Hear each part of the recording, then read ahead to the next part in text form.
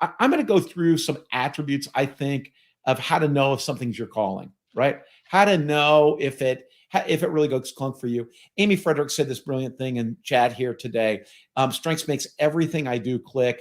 I become comfortable in my own skin. And Amy, I really think that's that sense. That's what it feels like to have a calling, right? It's like, oh yeah, this is what I'm ready to go for, right? This is what I'm designed for. This is really what I'm called to do. So I'm gonna go through this, and I think for some of you, you'll use this, depending on where you are, you'll use this to be able to, one, determine if being a coach or a strengths coach is really what you're called to do. For some of you who've been doing this for a while, it just may validate your sense of your calling. I hope that it's also something that you'll use with people you coach, right? So for those of you that are strengths coaches, I really hope this is something you'll use with them, because I think it helps people to be able to figure out, what am I designed for? Really, what am I supposed to be doing? So 5 attributes. I'm going to go through each one of them just a little bit, just because I think it'll be useful. The first one is, and maybe obviously, is that if it's going to be your calling, it's got to align with your talents. It's got to be something that when you look at your talent themes, when you look at your strengths, that calling should align with those talents. The place I always like to start is the 5 clues to talent that Don Clifton had. I think that's a great place to start. And I think, in my work over the last almost 17 years with strengths, in my work with strengths, one of the places I always get grounded is in those 5 clues to talent. If you're not familiar with them, look, I'm going to do a plug here, but there's the old book that was written by Don Clifton with Paula Nelson. Soar with Your Strengths is a great place. It was really one of the first places this was published, those 5 clues to talent. When Don was doing his research, and as a researcher, he was really looking at, how do I know if I've got a talent in a particular area? How do I, and really as a researcher, I think he was trying to build the criteria for, how do I identify the presence of talent in a particular area? And he came up with 5 clues to talent. Jim just put them in the chat, which I think is perfect. The first is rapid learning. Is it something where I pick it up quickly in that particular area? The second is, when I do it, is there deep satisfaction, that huge sense of fulfillment, right?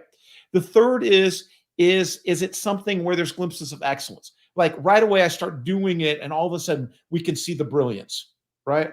The fourth is flow, which is you kind of get in that mindset, that mindset of flow. I'm looking at my bookshelf for the book on flow, but you get in that sense where there's this timelessness. You can kind of lose yourself in it. And the fifth is yearnings, that you just have this kind of yearning to do it. I'm going to talk about that more in a minute, but you have this, you're pulled into doing it. So I think that first is when you're trying to decide, hey, do I have a calling in this area? It's first is, does it align with my talent? And particularly, can I see it's an area where I seem to be learning rapidly in that area? It seems to be an area where, gosh, it's deeply satisfying. I always, teaching is one of these things that I know I'm called to do. And I always have this incredible sense of deep satisfaction every time I teach. There's just it's like, oh man, this is what I was designed for. You get those glimpses of excellence. You can see, wow, I'm good at this. And the other thing, and I often use this when I'm coaching people, is one way to know, do I have talent in this area, or is it something I'm called to? Is, do people tell you, wow, that was great? Do you get that kind of feedback, like, wow, you should do more of that, or wow, it's really great when you do that? When you start to hear that kind of stuff, you got a sense like that's talent, right? Is there that sense of flow? And also, are you pulled to do it, right?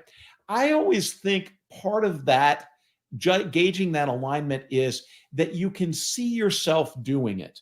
This sounds like a weird thing to say, but a lot of us imagine ourselves in different situations. But like in all practicality and all reality, you can see, like, yeah, that's something I love doing. I can see myself doing it on a regular basis. And you start to also be clear about, as you use your talent in that area, what knowledge, skills, and experiences you'd have to add into your talent in order to have a strength in the area. So as you're thinking about, hey, should I be a coach? Am I really called to coach?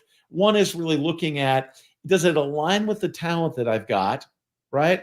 Do I have that sense that it's really a line there? Can I see myself doing it? And can I start to see the kind of knowledge I'd need to have to be successful in this area? Can I see the skills I'd have to develop, the experiences I need to have to really be world class in that particular area? So that's really the first one, aligns with your talent.